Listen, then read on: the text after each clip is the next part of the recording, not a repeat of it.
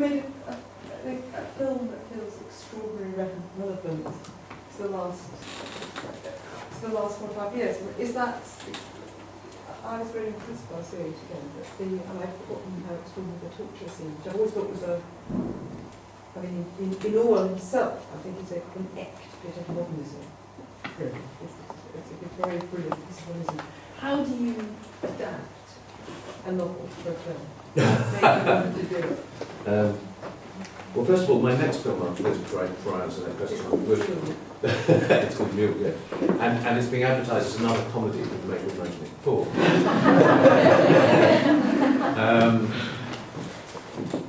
Look, there's adapting novels and adapting novels. There's adapting a great novel.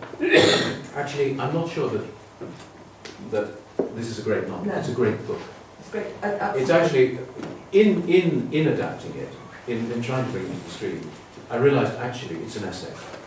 It's an essay couched in dramatic language, but with very archetypal characters whom inevitably I'm trying to bring to life. And the thing about cinema is that it instantly exposes any narrative weakness in anything. Because people get it so fast that you have to be more rigorous in cinema than in any other art form with your narrative. And this, of course, breaks all the Aristotelian rules of narrative. You know, the hero gets beaten and beaten and beaten to a pulp, and finally he's wiped out at the end. So, in a sense, what I tried to do with it was to give it some psychological truth, and to try and create a sort of a poem, if you like, a sort of mythological poem about, in a sense, a mythological poem set in psychological terms, but mythological, generally speaking, to give you a sense of the atmosphere, a sense of what was going on. And I have to tell you that nothing that goes on in that film, by the way, wasn't happening in the year that I wrote it in 1984. Absolutely every image that I took, because I did a lot of research in the Imperial War Museum and various other places, every image that I took was an image from news real footage that was actually going on in the world in 1984. For instance, I discovered one very simple thing which I find extraordinary is that you can kill a man, but you can kill him honourably, if you like. It's a hard thing to think of. You can execute a man honourably.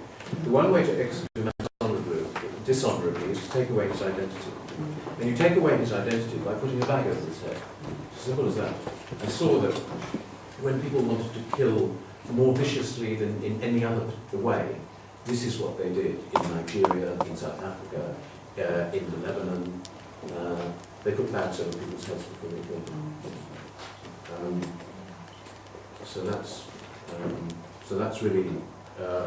What if I haven't said that you put like a model, and I think that's very helpful. I mean, I personally never feel moved by Winston and Julia. That you somehow do feel moved by their condition. Does that make sense? Yes, it makes absolute sense. It makes absolute sense. I mean, enormously moved by their condition, but not by the kind Not of... by them, because there's nothing...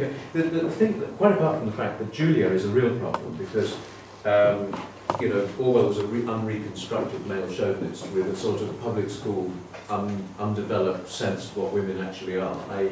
the under-assistant matron, basically, whom he fantasised was going to have sex with him as many times as he could possibly imagine. I can imagine him under the bedclothes at school, thinking about her. And that's what Julia is. And I mean, the one thing I did, narratively, to give her a sense that she simply didn't care about anything, that she had a kind of strength of her own. You gave her a red belt, actually. I gave her a red belt. But I didn't, I mean, and people have, you know, written essays about this. She doesn't go to see O'Brien with Winston. I never thought, psychologically, that she would. Why would she, except to trail along behind him? She doesn't say anything in those scenes. She just is there. And this is a girl who knows that they're doomed. She knows it from the beginning, and she's a free spirit. So she wouldn't go. He would go, because he's tormented and tortured and trying to think it all out. But she wouldn't. So I think that's the problem. I mean, the other problem really of the book is that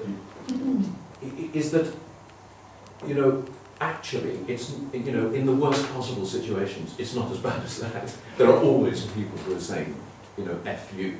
There are always people who are fighting, you know, even in the depths of depravity, you know, in the worst, you know, of the totalitarian regimes, both right and left.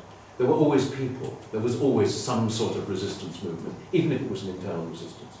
But what he's done is he's created.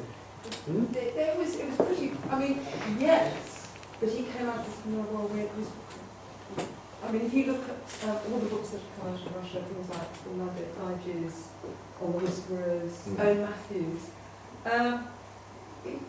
it was certainly, people became frightened. I mean, he was very prescient. He knew that people became very frightened to talk to their children. Oh yes, no, all that stuff. Things, Yes. It wasn't complete, but it was a. You know, you can take people a very long way. You can take a people a very long way. Absolutely. And I took this film to the Soviet Union as it was breaking up, when we were invited by a new film distributor who was a gangster actually from somewhere. With 32 volumes, who disappeared. And just after he bought the film, he disappeared and was never seen again. But at the time, we were shown to the Russian Parliament. And then we had a sort of debate. And people literally said that they used to publish newspapers with great blank pieces in it, where things are being scrubbed out and nobody would comment on it, and all those sorts of things used to happen.